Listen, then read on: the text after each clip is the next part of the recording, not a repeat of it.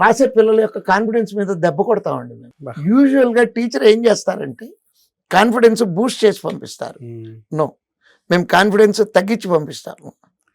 Reason ఏంటంటే అది negative ఎందుకు సార్ అప్రోచ్ అట్లా? అండి.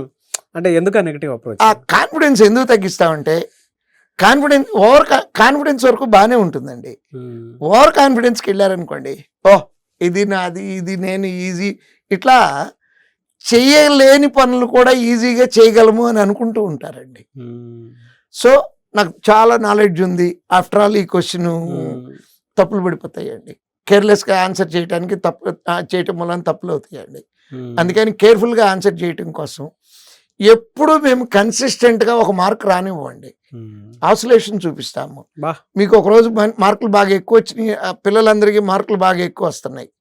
సో కరెక్ట్గా ఒక టఫ్ పేపర్ మధ్యలో పెట్టామనుకోండి, మళ్ళీ నేర్చుకోవాల్సింది చాలా ఉందని చెప్పి ఫోల్డింగ్ హ్యాండ్స్తో వచ్చి ముందు కూర్చుంటారు.